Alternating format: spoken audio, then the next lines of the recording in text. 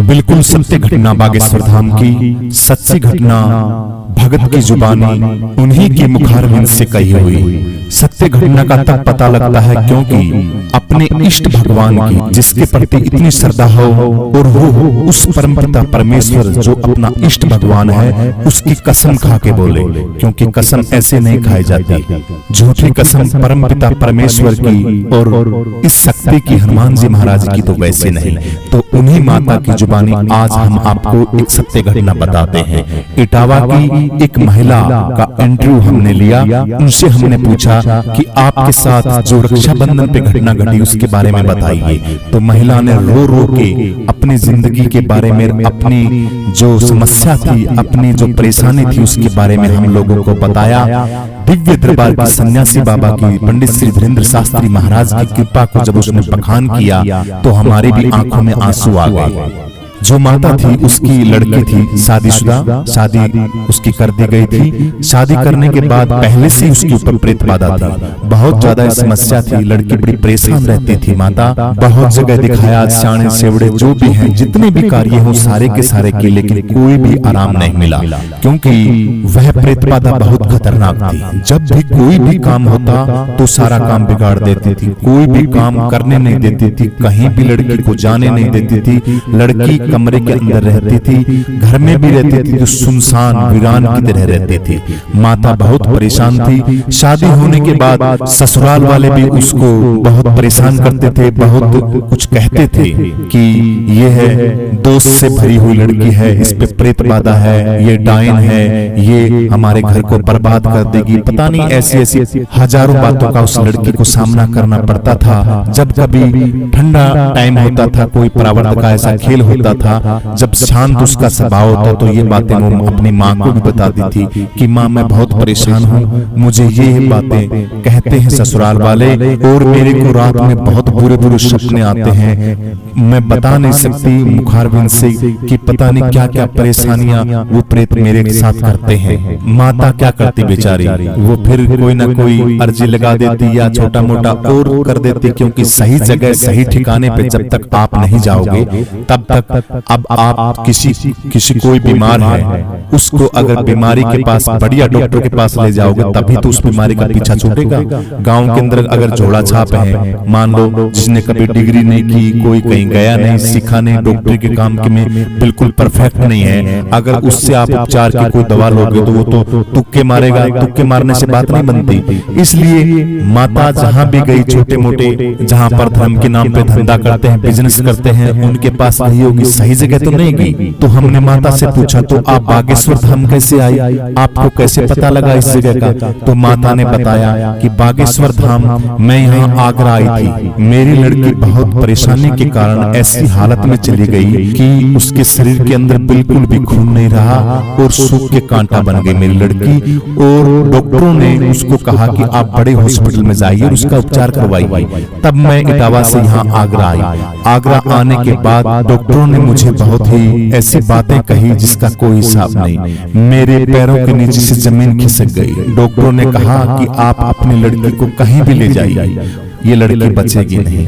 अब मेरी बूढ़ी माँ की एक ही औलाद थी, एक ही संतान थी, वो थी मेरी बेटी। मेरी बेटी से मैं इतना प्यार करती थी जिसका कोई हिसाब नहीं। अब मैं क्या करूं? गरीब थी, पैसे की व्यवस्था भी नहीं थी, समझ में नहीं आ रहा था कि मैं क्या करूं। 2-3 दिन तक वहीं हॉस्पिटल में पड़ी रही, सोचती रही कि मैं क्या करूं, क्या करूं, क्या करूं। तभी मेरे दिमाग में एक बात आई, क्योंकि मैं हनुमान चालीसा का पाठ करती थी। सुबह सुबह हनुमान चालीसा की, हनुमान जी महाराज से फरियाद की, हे बालाजी महाराज अब हमारे पास कुछ भी चारा नहीं है, सब रास्ते हमारे बंद हो चुके हैं। क्या पता हमने जिंदगी में कौन से बुरे कर्म की थी जिसकी सजा मुझ बुढ़िया को भुगतनी पड़ रही और मेरी बेटी को भुगतनी पड़ रही है। हे बालाजी महाराज ऐसा कोई चमत्कार कीजिए, मेरी जिंदगी के अंदर थोड़ी बहुत रोशनी आ जाए, थोड़ी बहुत खुशी आ जाए, ऐसा मन में उठ रहा था। हनुमान चालीसा साथ साथ चल रहा था और मन के अंदर ये उद्गार थे सुबह सुबह के। तभी क्या हुआ, अचानक एक बाबा जी आए, वहीं हॉस्पिटल के अंदर एक बाबा जी आए भगवे भेष में, सिंदूरी चोला ओढ़े हुए, और आते ही कहा, माता ठीक हो? क्या बात, परेशान नजर आ रही हो माता जी, क्या हुआ? तो मैंने सारी कहानी महाराज जी को बताई कि महाराज जी ये समस्या है, ये बातें हैं और बहुत परेशान हूं मैं, तो इतनी रोई बाबा जी के आगे कि जिसका कोई हिसाब नहीं। तो महाराज जी ने कहा, माता आप परेशान ना हो, टेंशन ना लो, आप ठीक जगह आई हो, हम आपको एक पता बता देते हैं, आप उस पते पे चले जाओ, वहां आपकी लड़की ठीक हो जाएगी। अब ये काम भी मैंने बहुत कराए थे, क्योंकि मेरी लड़की को ऐसी कोई जगह नहीं बची थी जहां पे मैंने ना दिखाया हो। पता नहीं कितने महाराज, कितने बाबा से मैं मिली थी, कितने जो इस समस्याओं का, भूत प्रेतों का जो समाधान करते हैं उनसे मिली थी। तो मुझे भी शंका हुई उस बाबा जी पे कि ये बाबा जी भी ऐसे ही कर रहा है, झूठ बोल रहा है और कह रहा है कि आप यहाँ ले जाइए, मैं परेशान हूँ इतनी ज्यादा, और महाराज जी भी यही बात कर रहे हैं। तो मैंने महाराज जी से कहा कि महाराज जी क्या आप पक्का कहते हैं कि मेरी बेटी ठीक हो जाएगी? तो महाराज जी ने, क्योंकि एक अलग ही तरंग दिखी मुझे उनके अंदर, तो महाराज जी ने कहा आप चिंता ना करो, बिल्कुल ठीक हो जाएगी, 100% आपकी लड़की ठीक हो जाएगी, ठीक है, आप एक बार वहां ले जाओ अपनी लड़की।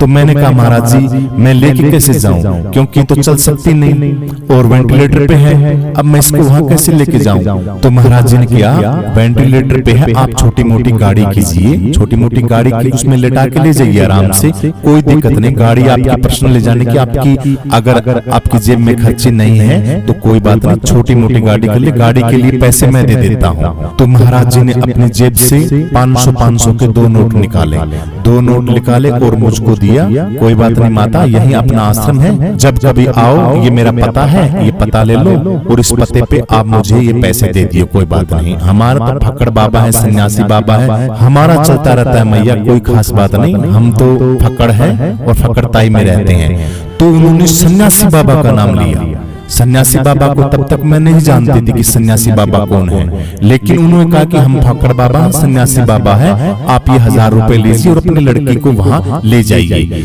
तो मैंने कहा महाराज जी कहाँ पे ले जाना है? तो उन्होंने मेरे को बताया यहाँ से, आगरा से 400 किलोमीटर दूर जाना है बेटा आपको। आगरा से जब इटावा होते हुए आप जाओगे तो छतरपुर जिले के अंदर एक पावन पवित्र धाम है जिसका नाम है बागेश्वर धाम।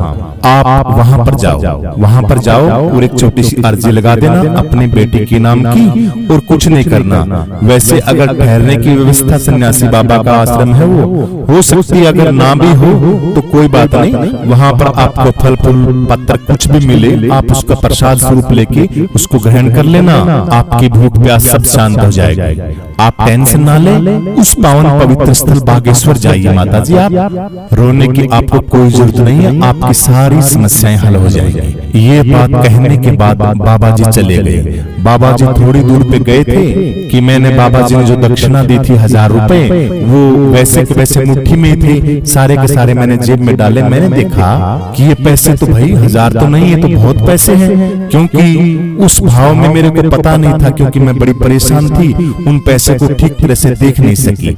तब मैंने उसके अंदर खोला तो उसके अंदर मुझे 10,000 रुपए मिले। 10,000 रुपए 500 नोटों के बीच में 2-2 के नोट। मैं भागी कि बाबा जी ने अपने सारे पैसे दे दिए। भाई 1000 रुपए दे दिए थे उन्होंने, तो मेरे को तो उन्होंने बहुत ज्यादा पैसे दे दिए। तब मैंने भाग के मैं बाबा जी रुको बाबा जी, इधर उधर गई तो मैंने देखा वहां से सब गायब, कोई नहीं। इधर उधर मैंने नर्सिंग स्टाफ और डॉक्टर से पूछा कि महाराज जी आए थे कि हाँ, और वो कहाँ गए? तब उन सभी ने कहा कि माता जी यहाँ कोई महाराज जी नहीं आए। क्या बात हुई? कोई सामान आपका चोरी हो गया, कोई गुम हो गया? ऐसे कैसे चोरों की तरह इधर उधर बाबा जी को देख रही हो? तब मैंने उनको वो बातें नहीं बताई। क्यों नहीं बताई पता नहीं, मेरी खुद की समझ में नहीं आ रहा था कि मुझे क्या करना चाहिए। मैंने वो पैसे की घटना उनको नहीं बताई।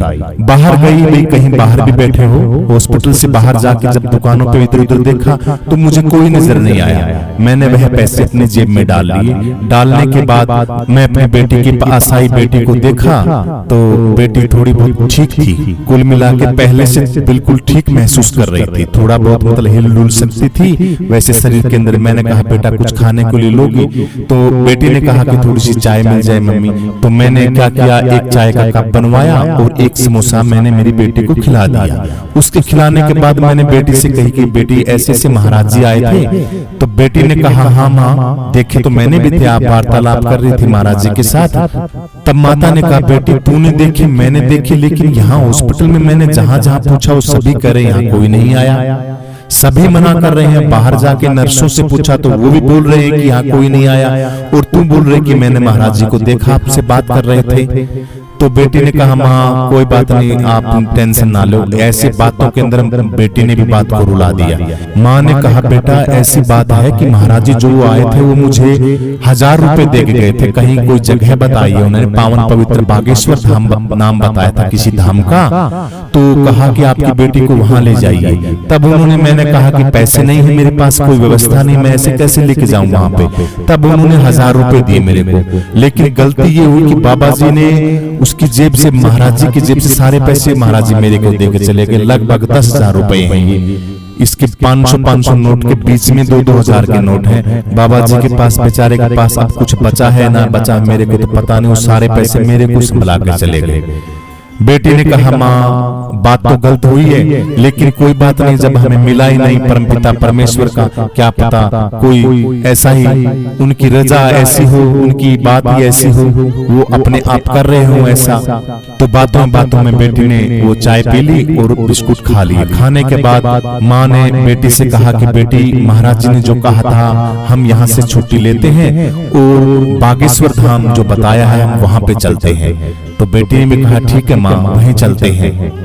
बेटी को ये कहने के बाद माता जी बाहर आ गई। बाहर आने के बाद माता ने इधर उधर व्यवस्था की, पूछा भी ट्रेन किस हिसाब से जाती है, गाड़ी किस हिसाब से जाती है। अब बात थी कि लड़की चल नहीं सकती थी सही तरह, उसको बूढ़ी माता थी, उठा बिठा भी नहीं सकती थी, तो व्यवस्था तो गाड़ी की हो तभी बात बने ना। तो बाहर जो एम्बुलेंस थी, एम्बुलेंस किसी भाई की थी, उससे वार्तालाप, माता ने जब वार्तालाप की कि भैया हमें बागेश्वर धाम जाना है, तो बागेश्वर धाम जब उन्होंने सारा पता जो था वो बताया, पावन पवित्र बागेश्वर धाम है सन्यासी बाबा का, यहाँ से लगभग 400 किलोमीटर बताया है महाराज जी ने, तो वहां पे हमको जाना है। तो जो एम्बुलेंस वाला भाई था उसने कहा चलेंगे माता जी, बोलिए आप कब चलना है, हम चलेंगे। तो भैया आपका जो किराया पानी है वो कितना खर्चा कितना करेगा? तो उस ड्राइवर ने लगभग माँ को देखते हुए कहा कि माता जी आप गरीब हैं, आपको देखते हुए हम लगभग वहाँ कम से कम अगर लेंगे माता जी तो मेरी एम्बुलेंस का किराया है वो 10,000 रुपए है। मैंने कहा 10,000 रुपए? माता जी यहाँ से 400 किलोमीटर दूर है, काफी टाइम भी लगेगा, नॉर्मल किराया है, बिल्कुल आपकी गरीबी के देखते हुए मैंने बताया है। मैंने सोचा कमाल है, बाबा जी ने 1000 दिए थे उसके 10,000 बन गए, और ड्राइवर बता रहा है कि वहां का किराया भी 10,000 रुपए है। चलो कोई बात नहीं, 10,000 तो मेरे पास है ही, चलो भैया।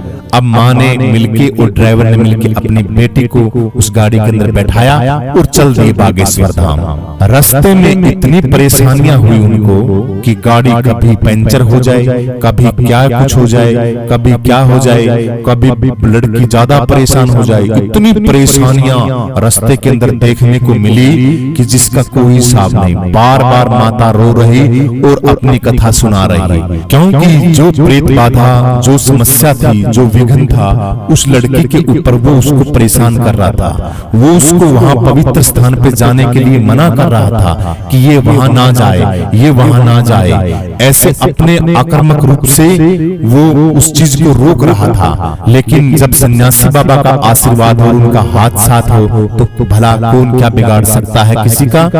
4-5 घंटे के बाद में हम पावन पवित्र बागेश्वर धाम में पहुंच चुके। वहां पे उतारने के बाद हमने भैया को 10,000 रुपए दिए और भैया चले गए। लड़की को धीरे धीरे पकड़ के मैं लेके आ रही थी तो लड़की के श्वास की क्रिया थी वो कम होती नजर आ रही थी। लड़की गिर रही थी, उठ रही थी, गिर रही थी, उठ रही थी। मैं बार बार संभाल रही थी, बेटी आ गया बस आश्रम, बस थोड़ी सी दूर पे है, बस बिल्कुल थोड़ा सा है, क्योंकि हमें आश्रम से काफी दूर उतर गए थे। गलती वंश या कोई भी लगाइए, काफी दूर पीछे उतर गए थे, हमें पता नहीं था। ड्राइवर भी परेशान हो चुका था बहुत ज्यादा, क्योंकि ड्राइवर ड्राइवर की बड़ी भयंकर टेंशन थी दिमाग के अंदर, उसने वहीं बाहर ही उतार दिया हमें और अपना किराया लेके चला गया। लेकिन हमें बड़ी परेशानी हो रही, लड़की बहुत ही ज्यादा परेशान हो चुकी थी, बेहोशी की कगार पे आ चुकी थी। फिर मैंने हाथ जोड़े, फिर मैंने प्रार्थना की, हे बाबा जी महाराज जिसने मुझे वो पैसे दिए थे, क्योंकि मिलने के बाद हनुमान जी महाराज जी के साथ साथ वो बाबा जी भी मुझे बहुत याद आ रहे थे। तब मैंने कहा महाराज जी नजदीक आ गए, कुछ कृपा करो कि हम धाम तक पहुंच जाएं। तो एकाएक लड़की के अंदर चेतना आई और उसके अंदर पता नहीं कहां से ऊर्जा आई, लड़की खड़ी हो गई। खड़ी होने के बाद कहा मां पानी पीऊंगी, थोड़ा पानी पी लिया, बिल्कुल चकाचक। मैं देख के हैरान हो गई कि इससे चला नहीं जा रहा था, बिल्कुल भी बोला नहीं जा रहा था, और एकाएक 1 मिनट के अंदर इतना बदलाव इसके शरीर के अंदर। मैं भौचक्की रह गई, कुछ ना कुछ करामात तो है इस धरती पे और इस जगह पे, कुछ ना कुछ ऐसा है जो मेरी बेटी को ठीक कर सकता है। तो मैं लेके धीरे धीरे अपनी बेटी को लेके बागेश्वर धाम की उस महान हस्तियों की धरा, उन संतों की धरा, उन सन्यासी बाबा की धरा, उस परमपिता परमेश्वर की धरा, बालाजी महाराज की पावन सथली, सन्यासी बाबा की पावन सथली को जब हमने चूमा तो लाखों करोड़ों जीवन की जो यातनाएं थी वो ऐसे हमने अनुभव किया कि हम हमारे शरीर से निकल के दूर जा रही है। इतना हल्का महसूस कर रहे हैं, पता नहीं ऐसा महसूस कर रहे हैं कि इतना आनंद आ रहा है, इतनी खुशी आ रही है कि कभी जिंदगी में हमने इतनी खुशी का अनुभव ही ना किया। चौखट को चुन के हम बागेश्वर धाम के सन्यासी बाबा की समाधि स्थल पे पहुंचे। वहां पे हमने आके प्रणाम किया, बैठ गए, थोड़ी दूर हवा ली, थोड़ा पानी लिया। वहां पे भगत आए, भगत ने कहा कि महाराज जी का आदेश है कि आप चाय पानी ले लीजिए और कुछ भोजन कर लीजिए, आप बहुत परेशान नजर आ रहे हो, बहुत दूर से आए हो। मैंने कहा कमाल है भाई, भूख तो लगी हुई थी, वैसे भी लड़की ने भी कहा मुझे भी लगी हुई मम्मी भूख। जाके हमने भंडारे के अंदर बढ़िया भोजन किया। भोजन करने के बाद रक्षाबंधन का पर्व था, रक्षाबंधन का पर्व था। भोजन करने के बाद हम उस पावन पवित्र स्थल पे 1 दिन पहले आ गए थे, इसलिए पंखे के नीचे ठंडी ठंडी हवा के नीचे सो गए। सुबह का पूरी रात का हमें पता नहीं लगा, आराम से सोए रहे। सुबह जब हमने उठ के देखा, लड़की ने मम्मी को उठाया, उठने के बाद हमने देखा तो वहां चारों तरफ भीड़ ही भीड़, इतनी भयंकर भीड़ जिसका कोई हिसाब नहीं। मैंने कहा कमाल है भाई, यहाँ तो बहुत भक्त आते हैं, बहुत श्रद्धालु आते हैं, कल तो थोड़े भक्त थे, यहाँ तो आज तो बहुत ज्यादा हो गए, क्योंकि वहां पर उस पावन पवित्र धाम पर करोड़ों लोग आते हैं अपनी आस्था लेके, अपनी समस्या लेके, अपनी समस्याओं का समाधान लेने के लिए, अपनी समस्याओं का निवारण करने के लिए बागेश्वर धाम के सन्यासी बाबा के पास पहुंचते हैं। तब हम उठे, उठने के बाद मुंह हाथ धोए, धोने के बाद स्नान किया, स्नान करने के बाद फिर हम चले गए भोजन पंडाल में। भोजन पंडाल में बहुत ज्यादा भीड़ थी, इतनी ज्यादा भीड़ थी जिसका कोई हिसाब नहीं। थोड़ी सी वहां पे चलने के बाद थोड़ी सी क्या हुआ, गलती बस कारणवश भगदड़ मच गई। थोड़ी सी भगदड़ मचने के बाद क्या हुआ, मेरी लड़की जो कमजोर तो थी, कमजोर परिस्थिति में गिर गई। गिरने के बाद ऐसा हुआ, काफी भक्त लड़की के ऊपर से निकल गए। ऊपर से निकलने के बाद लड़की धक्का मुक्की के अंदर 2-4 भक्त उसके ऊपर भी गिर गए। गिरने के बाद लड़की के प्राण निकल गए, प्राण निकल गए। यानी कि मैंने जब लड़की को देखा तो वो तो मर गई, बिल्कुल नाड़ियां नहीं चल रही, कुछ नहीं चल रहा, बिल्कुल टोटली डेड बॉडी। मैं बहुत रोने लगी, बहुत रोने लगी, बहुत रोई। माता से जब इंटरव्यू ले रहे थे तो हमने देखा कि माता रियल में भी बहुत रो रही थी। यही वो माता है जिसकी हम आपको अंदर वीडियो के अंदर जो फोटो दिखा रहे हैं, फ्रेम दिखा रहे हैं, इसी माता की वह कहानी है। जैसे तैसे मैंने लड़की को खींच के बाहर निकाला, निकाल कर देखा तो मछली की तरह तड़पने के बाद लड़की मेरे हाथों से नीचे गिर गई। नीचे गिर गई यानी कि जो प्राण थे वो लड़की के बिल्कुल निकल गए। मैं रोई, बहुत रोई। सन्यासी बाबा, ये आपने क्या किया हमारे साथ, ये क्या किया है बागेश्वर बालाजी, मैं तो कहीं की नहीं रही, मैं तो बिल्कुल खत्म हो गई, मेरी तो पूरी दुनिया उजड़ गई। जिस आस्था के साथ, जिस समस्या को लेके मैं आपके पावन पवित्र धाम पे आई थी, वो समस्या सारी की सारी मेरी तो बिल्कुल खत्म हो गई।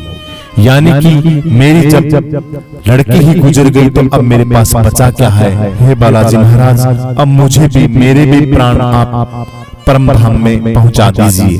भक्तों ने कहा कि माताजी आप परेशान ना हो, आप महाराज जी का दिव्य दरबार अभी शुरू होने जा रहा है, आप अपने बच्चे को लेके वहां चले। मैंने कहा भैया दिमाग तेरा ठिकाने पे है, थोड़ी बहुत तेरे बुद्धि है, ये लड़की बिल्कुल मर चुकी है, इसको वहां दरबार में ले जाके क्या करेंगे? इसका लोग मजाक और उड़ाएंगे कि बुढ़िया का दिमाग खराब है, डेड बॉडी को लेके यहाँ दरबार में बैठी है। भक्तों ने कहा कि माता परेशान ना हो, आप ऐसे हजारों माताएं आती हैं हर रोज, आप टेंशन क्यों ले रही हो, आप दिव्य दरबार में बैठी। तब मैं अपनी बेटी को गोद में लेके वहां गई दिव्य दरबार में। एक दो भाई था साथ में, दोनों ने पकड़ के बेटी को मेरी गोद में बैठा के और दिव्य दरबार शुरू हो गया। सन्यासी बाबा की कृपा ऐसी हुई, महाराज जी ने सबसे पहले मेरी ही तरफ देखा। गुरुदेव भगवान श्री धीरेन्द्र शास्त्री जी महाराज ने अपनी नजरें डाली और कहा कि लड़की के मुख में भभूति डालिए, बागेश्वर धाम की भभूति डालिए लड़की के मुख के अंदर, जल्दी कीजिए। अपने एक दो सेवक पंडित जी महाराज ने जल्दी करके वो भभूति उस लड़की के, मेरी लड़की के मुख में डाल दी। और महाराज जी ने कहा कि माताजी परेशान ना हो, बेटी ठीक हो जाएगी, क्योंकि यहाँ तो संतों की चरण और दिव्य भूमि ऐसी है, सन्यासी बाबा ने भेजा है, हमें पता है सब ठीक है, किराया पानी सब बिल्कुल ठीक मिल गया था, किसी प्रकार की कोई परेशानी तो नहीं हुई। परेशानी तो वैसे बहुत हुई है आपको आने में, लेकिन आप टेंशन ना लो, अब आप बिल्कुल ठीक जगह आइए। मेरी तो समझ में नहीं आ रहा था कि किस बात का तो मैं हाँ में उत्तर दूं और किस बात का ना में उत्तर दूं। सन्यासी बाबा पंडित श्री धीरेन्द्र शास्त्री जी महाराज के आशीर्वाद से आपको थोड़े में कहूं कि थोड़ी ही देर में मेरी बेटी को होश आ गया और दिव्य दरबार में बैठ गई। मेरे तो मुखारविंद से सिर्फ एक ही बातें निकल रही थी, जय हो बालाजी महाराज, जय हो सन्यासी बाबा, जय हो गुरुदेव भगवान। और हनुमान चालीसा का पाठ चल रहा था, राम नाम की धुनी चल रही थी। कुछ भी उत्तर देने के लिए मैं सामर्थ्य नहीं थी शरीर से, क्योंकि एक ऐसा नजारा, एक ऐसा चमत्कार देख के मैं दंग रह गई कि मैंने ऐसा चमत्कार मेरी जिंदगी में नहीं देखा।